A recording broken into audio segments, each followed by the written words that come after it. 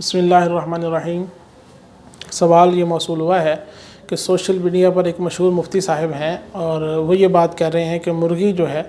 یہ جو ہم برائلر کھاتے ہیں تو یہ مشکوک ہے، یعنی وہ کہتے ہیں کہ نہ تو میں اسے حلال قرار دیتا ہوں نہ ہی حرام قرار دیتا ہوں، اور اس تشکیک کی وجہ یہ بیان فرما رہے ہیں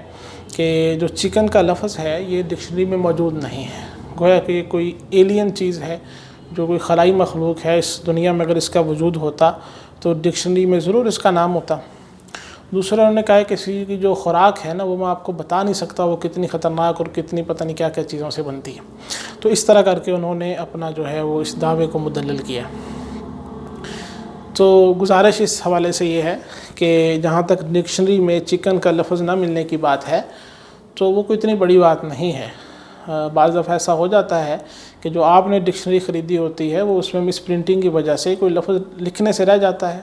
یا کوئی صفحہ جو ہے وہ کسی وجہ سے جلد بندی میں غائب ہو جاتا ہے، تو اس طرح اگر ان کی ڈکشنری میں یہ لفظ نہیں ہے تو اتنی بڑی حیرانی والی بات نہیں ہے۔ باقی جو آکسفورڈ ڈکشنری ہے اس کے اندر جو چکن کی تعریف کی گئی ہے اس کا جو مطلب بتایا گیا ہے کہ یہ ایک گھریلو قسم کی مرغی ہے جسے انڈوں اور گوشت کے لیے رکھا جاتا ہے۔ اسی طرح جو انسائکلوپیڈیا برٹانیکا ہے اس کے اندر یہ کہا گیا ہے کہ یہ جو درمیانے سائز کی جو پولٹری کی ایک قسم ہے جس کی 60 سے زیادہ قسمیں ہیں انہیں چکن کہا جاتا ہے۔ تو لہٰذا یہ دو اہم حوالے ہم نے آپ کو بتا دیے ہیں کہ ڈکشنری میں یہ لفظ جو ہے وہ موجود ہے۔ اور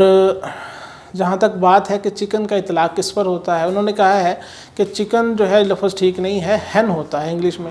تو ہم اس کی تصحیح کر دیتے ہیں کہ چکن جو ہے وہ اس میں جنس ہے، جیسے کہ ہم کہتے ہیں کہ انسان، اور پھر انسان کی قسمیں ہوتی ہیں کہ وہ بچہ بھی ہوتا ہے، وہ مرد بھی ہوتا ہے، وہ عورت بھی ہوتا ہے، تو اسی طرح جو چکن ہے اس کی بھی قسمیں ہوتی ہیں۔ یہ پوری جو اس میں جنس ہے، جو پوری مرغی کسی بھی عمر کی ہے، وہ نر ہے یا مادہ ہے، اس کو چکن ہی کہا جاتا ہے۔ اب البتہ جب چھوٹا بچہ ہوتا ہے تو اس کو ہم چک کہتے ہیں، اگر وہ بڑا ہو جاتا ہے انڈے دینے کے قریب کوئی مرغی ہوتی ہے، انڈے دے رہی ہوتی ہے یا قریب ہوتی ہے تو اس کو ہین کہتے ہیں، اور اگر وہ مرغا بڑا جوان ہو جاتا ہے تو اس کو ہم روسٹر کہتے ہیں۔ تو یہ پھر اس کے آگے قسمیں ہو جاتی ہیں۔ اب چکن کا لفظ جو ہے یہ کوئی نیا ایجاد نہیں ہوا۔ اب جہاں تک بات ہے برائلر کی دیکھ لیں تو برائلر باقاعدہ جو ہے کسی بریڈ کا نام نہیں ہے، بلکہ یہ عام طور پر جب کسی مرغیوں کو گوشت کے مقصد کے لیے پالا جاتا ہے تو وہ تقریباً 4 سے 7 ہفتے کی جو ایج ہے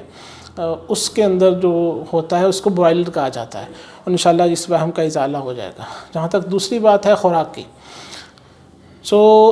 جس چیز کو ہم کھاتے ہیں اس کی آگے خوراک کیا ہے، حلال ہونے کے بعد وہ چیز اگر حلال ہے تو اس سے کوئی خاص فرق نہیں پڑتا۔ جس طرح کے مچھلیاں ہوتی ہیں وہ عام طور پر دوسرے مختلف پانی کے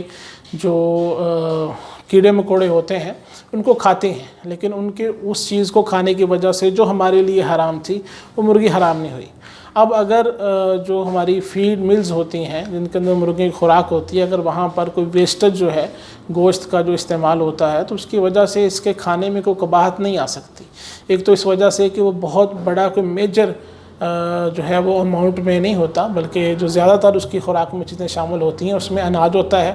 البتہ پروٹین کے حصول کے لیے کچھ تھوڑا بہت جو ویسٹیج ہے گوشت کا وہ استعمال ہوتا ہے۔ اب وہ عام طور پر جو ویسٹیج ہوتا ہے وہ بھی حلال جانوروں کا ہوتا ہے جن کو ذبح کیا جاتا ہے۔ باقی اگر اس مرغی کی خوراک جو ہے ان چیزوں پر مشتمل ہو جو ہمارے لیے حلال نہیں ہیں، وہ مرغی پھر بھی ہمارے لیے حلال ہوتی ہے۔ جس طرح کہ ہمارے گاؤں کے اندر جو مرغیاں ہوتی ہیں وہ باہر پھرتی ہیں اور وہ کیڑے مکوڑے کھاتی ہیں، وہ مختلف طرح کی گندگی کے ڈیروں میں سے گندگی سائڈ کر کے نیچے سے کیڑے مکوڑے کھاتی ہیں۔ اب کیڑے مکوڑے ہمارے لیے تو حلال نہیں ہیں لیکن مرغی کے لیے حلال ہیں، وہ کھاتی ہے، لیکن اس کی وجہ سے اس کی حلت میں کوئی فرق نہیں پڑتا۔ لہٰذا یہ بھی جو ہے ایک وہم ہے اور اس کا ازالہ ہونا چاہیے۔ نہ تو اس کی خوراک کی وجہ سے وہ ممنوع ہوگی اور نہ ہی کوئی ایلین ہے، کوئی خلائی مخلوق ہے کہ پہلے کوئی انسانیت جو ہے وہ اس سے متعارف نہیں تھی۔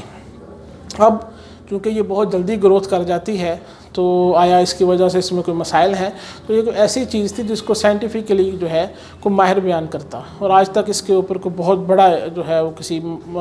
تحقیق اس پر اس کے خلاف نہیں آئی۔ اس وجہ سے اس کو کسی بھی چھوٹی موٹی تحقیق کو اس کے خلاف لینا جو ہے وہ انصاف کی بات نہیں ہے۔ واللہ اعلم بالصواب۔